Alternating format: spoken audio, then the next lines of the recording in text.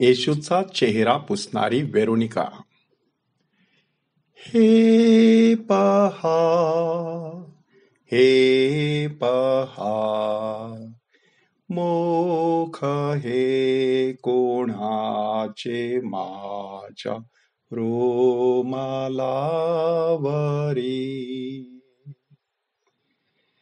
वेरोनिकेचे हे गायन आजच्या शुभ दिवशी पुष्कळशा चर्चमध्ये गायले जात आहे. ख्रिस्ताठाई माझ्या प्रिय बंधू भगिनींनो, मदर तेरेसा ह्यांच्या जीवनात घडलेली ही घटना. एकदा आपल्या एका वृद्धाश्रमाला त्या भेट देत होत्या. तेथील वृद्धांचे चेहरे काळवंडलेले होते. हर एक जण आपल्या वॉर्डच्या दरवाजाजवळ नजर लावून होता. मदरनी तिथल्या सिस्टरांकडे कसून चौकशी केली. ह्यांच्यातील किती लोक आजारी आहेत? सर्वांना पुरेसं जेवण खाणं मिळतं का? कोणाला झोपेचा त्रास आहे का? आणखी काही प्रॉब्लेम आहे का? वगैरे. चौकशी अंती मदरना कळलं की सर्व काही व्यवस्थित होतं. तरीही वृद्धांचे चेहरे मात्र चिंताग्रस्त आणि ओढलेले दिसत होते. त्या काही वृद्धांकडे गेल्या. त्यांच्या व्यथा वेदना जाणून घेऊ लागल्या. त्यातील बहुतेकांनी सांगितलं की आमच्या घरून कोणी आम्हाला भेटायला येतात का ह्याची आम्ही वाट पाहत आहोत. परंतु बरेच दिवस कोणीही आलेलं नाही की आमची साधी विचारपूसही केलेली नाही. मदरना वाईट वाटलं. काहींच्या डोळ्यात तर हे सर्व सांगत असताना अश्रू तरळत होते. हातपाय थरथरत होते. त्यांनी काहींना अक्षरशः छातीशी कवटाळलं आणि सांगितलं, आम्ही आहोत ना तुमची काळजी घ्यायला.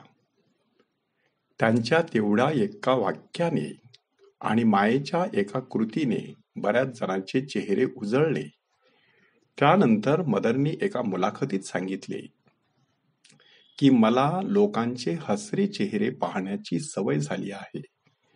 त्यामुळे कोणी दुःखी दिसला की माझं मन लगेच हेलावून जातं. मात्र त्यांना जवळ घेतल्यानंतर त्यांच्या चेहऱ्यावरील हास्य पाहून मी माझ्या सर्व व्यथा वेदना चिंता विवंचना विसरून जाते. आज आपण झावळ्यांचा रविवार साजरा करीत आहोत. त्याला दुःख सहन रविवार असेही नाव आहे. आजच्या दिवशी आपण मिस्सामध्ये येशूचे दुःख सहन हे वर्णन ऐकलेलं आहे. आता खांद्यावर क्रूस घेतलेल्या येशूची मिरवणूकही आपण काढली. त्याची दुःखी माता मरिया ही देखील येशूच्या दुःखात सहभागी झाल्याचे आपण दर्शविले. आजच्या दिवशी बऱ्याच ठिकाणी वेरोनिकाचे गायन सादर केले जातं. क्रूसाच्या वाटेच्या भक्तीमध्ये जे 6वे स्थान आहे त्यानुसार वेरोनिका येशूचा चेहरा पुसते. आज आपण त्या स्थानावर 5 मुद्द्यात चिंतन करणार आहोत.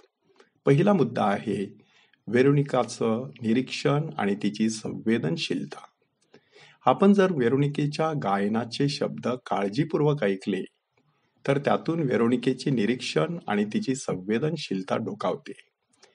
33 वर्षांचा एक तरुण आपल्या खांद्यावर क्रूसाचा भार घेऊन चालत आहे.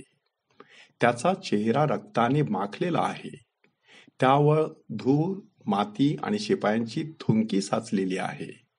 क्रूसाच्या अवजड ओझ्यामुळे त्याला घाम फुटलेला आहे आणि त्या घामाने त्याचा चेहरा ओलाचिंब झाला आहे. त्याचे हात क्रूस वाहण्यात गुंतलेले आहेत. कोणीतरी आपल्याला मदत करावी अशी त्याची मनोमन इच्छा आहे. तो आशाळभूत नजरेने जमावाकडे पाहत आहे. कोणीही पुढे येत नाही. तो हतबल झालेला आहे. वेरोनिकेच्या नजरेतून हे काही सुटत नाही. तिचे निरीक्षण आणि तिची संवेदनशीलता आज आपल्याला साथ घालत आहे. समाजात कितीतरी लोकांचे चेहरे दुःखी आहेत, चिंताग्रस्त आहेत, उदासीन आहेत आणि काळवंडलेले आहेत. कोणीतरी आपल्या मदतीला धावत येईल अशी आशा ते बाळगून एक एक दिवस कंठीत आहेत. आपल्या लक्षात हे येते का? दुसरा मुद्दा वेरोनिकाची जिद्द आणि तिचे धाडस. येशूची दयनीय अवस्था पाहून वेरोनिका अस्वस्थ होते.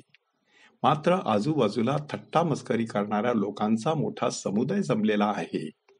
रोमी शिपाई हातात चाबूक घेऊन लोकांचा जमाव येशूपासून दूर ठेवित आहेत.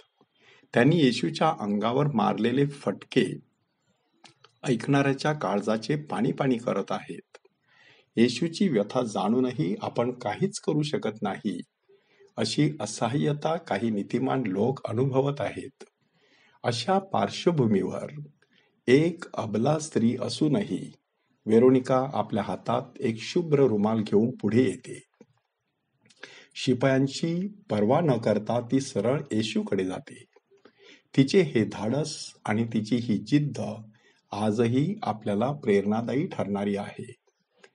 बुडती हे जन न देखवे डोळा, अशी माणसाची आज गत झालेली आहे. इतरांना मदतीचा हात द्यावा असे माणसाला वाटते, परंतु कधी कधी धाडस होत नाही. कोण काय बोलेल ह्याची चिंता वरचढ ठरते. सरकारी कायदे कानून माणसाला ना उमेद करतात. कोण पडेल त्या भानगडीत? नुसताच पोलिसांचा ससेमिरा नको, अशी मानसिकता असलेल्या आपल्या समाजात हजारो लोक आपल्या मदतीला पारखे होत आहेत.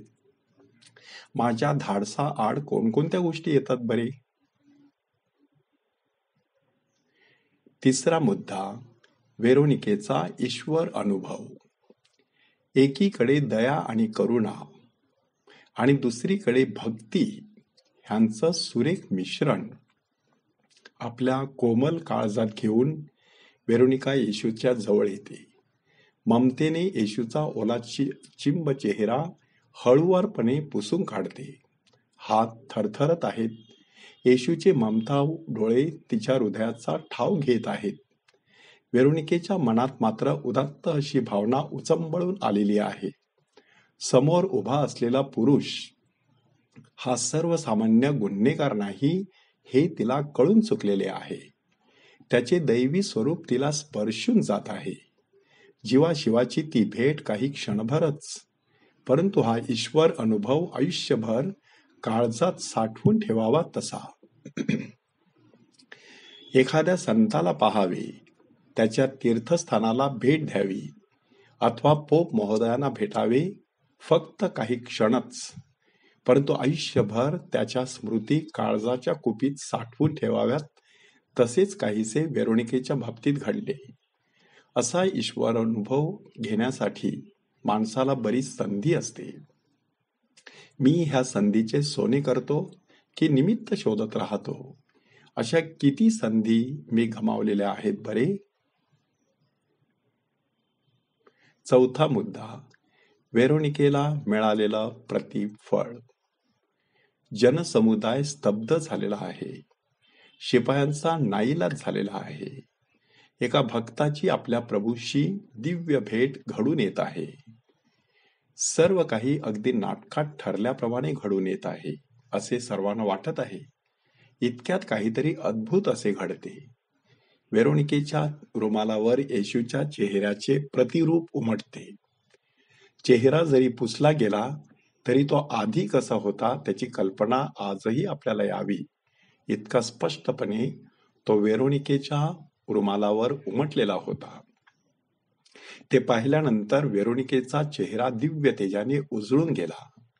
आयुष्यभर पुरेल इतका खजिना त्या प्रतिरूपात दडलेला होता. माणूस जीवनात तात्पुरती उपाययोजना शोधत राहतो.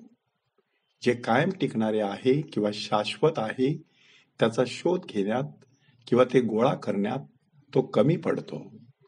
असे प्रतिफळ मिळविण्यासाठी किंमत देखील तितकीच मोजावी लागते. मी तशी किंमत मोजायला तयार आहे का? पाचवा मुद्दा, वेरोनिकेचा होणारा सन्मान. येशू शिमोनाच्या घरी जेवायला बसला होता. त्याच्या पायाला सुगंधी तेल लावून ते एका स्त्रीने आपल्या केसांनी पुसून काढले. पाहणाऱ्यांना त्या स्त्रीचे पाप दिसले. येशूने मात्र तिची भावना ओळखली आणि एक महत्वाचे वाक्य उच्चारले. जगात जिथे जिथे सुवार्ता घोषित केली जाईल तिथे तिथे हिने जे केले ते हिच्या स्मरणार्थ सांगण्यात येईल. आज हेच शब्द आपण वेरोनिकाच्या बाबतीत लागू करू शकतो. सर्व जगभर क्रूसाच्या वाटेची भक्ती केली जात असताना वेरोनिकाचे नाव हमखास घेतले जाते. आजही तिचा सन्मान केला जात आहे. माणूस शरीरासाठी जे काही करीत असतो ते मातीला मिळणार आहे. तो आत्म्यासाठी जे काही करतो तेच चिरकाळ टिकणार आहे. येशूच्या नावासाठी छळ आणि अपमान सहन करणाऱ्या हजारो पवित्र स्त्री पुरुषांचा सन्मान ख्रिस्त सभा दरवर्षी करत असते.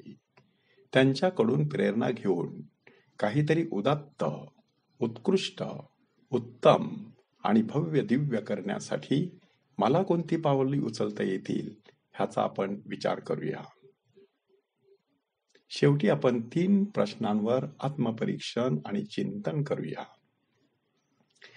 माझा दुःखी चेहरा पाहून कोणीतरी जेव्हा मला मदतीचा हात दिला तेव्हा मला कसे वाटले? त्या व्यक्तीविषयी माझ्या मनात आजही कोणती भावना आहे? माझ्या अवतीभोवती जे दुःखी चेहरे वावरतात त्यांची मी कितपत दखल घेते? अशा लोकांना पाहिल्यावर कोणते विचार येतात? त्यांच्यासाठी काहीतरी करावे असे मला वाटते का? मला नक्की काय काय करता येईल? वेरोनिकेचे शब्द आपल्या काळजावरती आजच्या दिवशी आपण कोरूया. आणि ते शब्द आहेत, हे पहा, हे पहा, मुख हे कोणाचे माझ्या रोमाला,